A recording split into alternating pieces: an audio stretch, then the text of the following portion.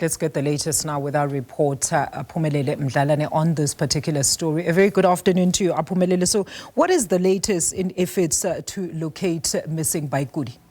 Well, Alicia, the status quo remains. We do know that the police continue with their search. The developments is just that they want to hand over this case to the Hawks. We were at the school earlier on where we were talking to the Department of Education, saying that they're also playing a role in making sure that the learners and teachers are being given the psychosocial support. We must remember now that this is time for exam. We also saw the letter from the school where they indicated that the principal said he received a call from the police where he was, of course, confirming that Kamogelo did come to school yesterday. And we do know at this moment in time that after the incident, the driver went to the police station where he reported how the incident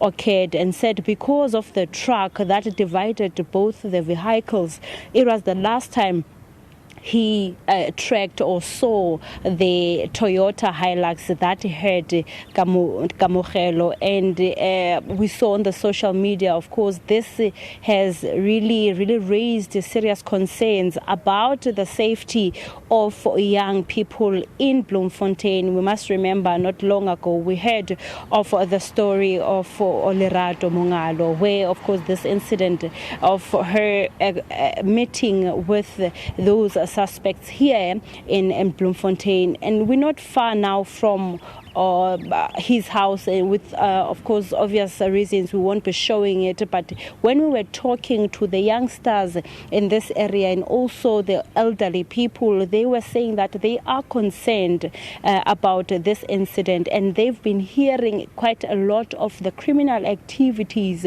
or rather that kind of syndicate that continues to take place here in Bloemfontein, and then they are worried about the safety of the young ones. And we do also know that later on this evening there will be a prayer that will be held at the school. It's a candle night prayer, and the main reason why they will be, of course, conducting that prayer is just to pray for the safe return of Kamogelo.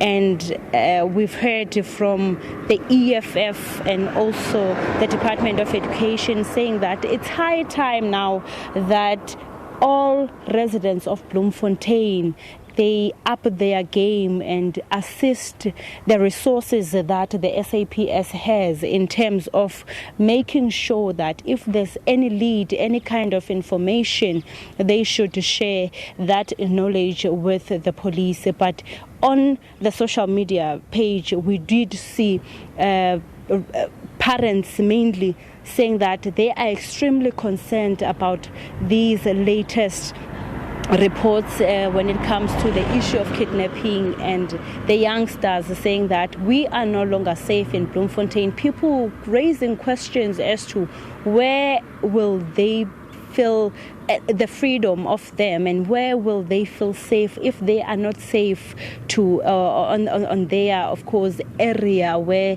they are supposed to be comfortable, because from the driver what he has said is that he stopped because this vehicle had a siren, a blue light, and it also had a police radio inside.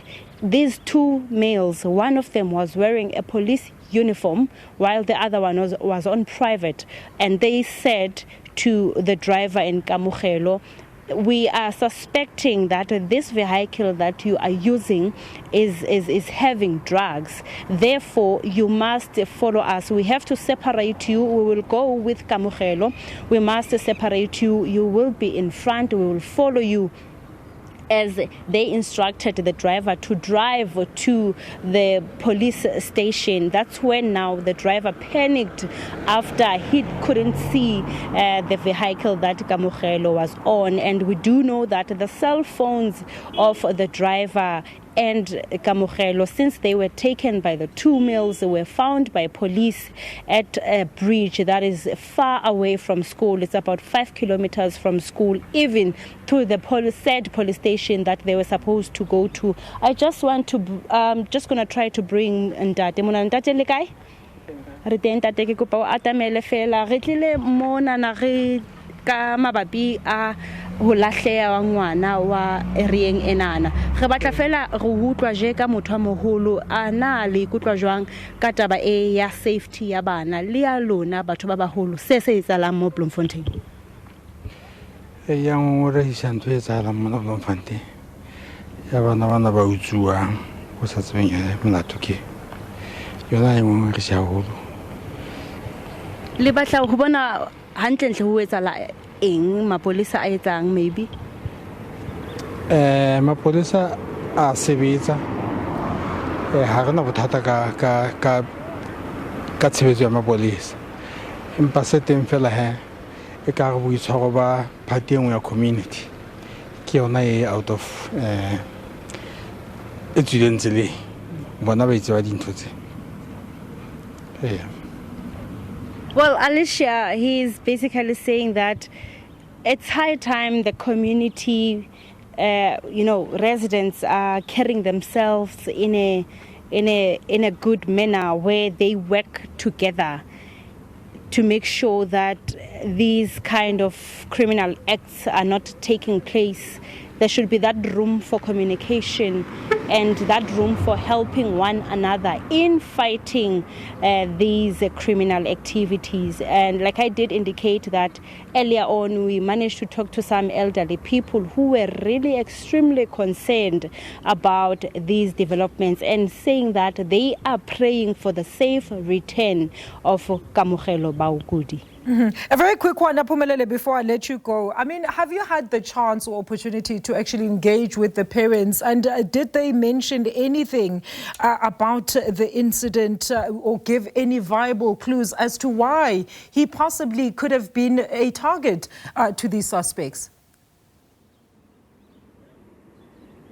Just a moment ago, Alicia, I tried to talk to the mother for the very first time as she came outside of the house and trying to understand, and when I was doing an introduction that I'm the journalist, and she just didn't want to talk to us, and she started breaking down, of which is understandably, and she rushed to the house where now I was talking to the sister that was also in the house, saying that we should just afford her time to of course heal or try come to terms with what has occurred. It's still early for her to talk to us as the media. We of course will have to see, because I asked if will she maybe join the prayer tonight at 6 p.m. and the indication was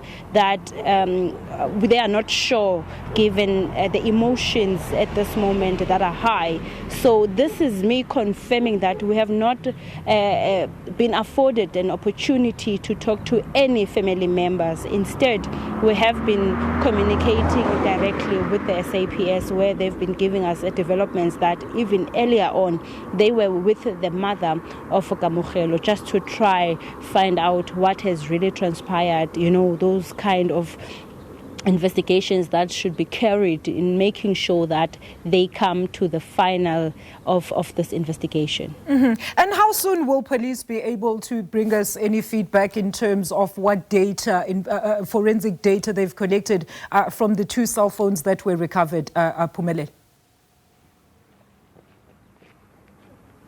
Well, Alicia, they are not disclosing anything for now, and they said they will come to us when they have the sufficient evidence that they would love to share with us, because throughout the day we have been communicating with them and they have indicated that they are busy in their, of course, meetings and will come back to us later on. But what we do know now that it's the cell phones that, of course, were where they managed to get the cell phones belonging to the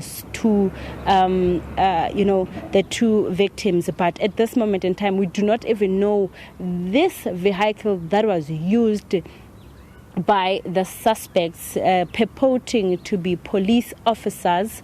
We still have questions about it as to, do they really know about it? Because we've been hearing some community members saying that that vehicle is common. They do know it from around Bloemfontein, and one parent on social media did say the same thing, that her child was almost abducted by the very same vehicle with two males. So we have to pose those questions and understand as to what is it that they are using, or what information do they have to make sure that they, of course, it's leading them to the whereabouts of these suspects. All right, Aphumelele, we're going to leave it there. Thank you so much for that comprehensive update. Remember, that is a developing story, and we are continuing to monitor that. Of course, that is the matter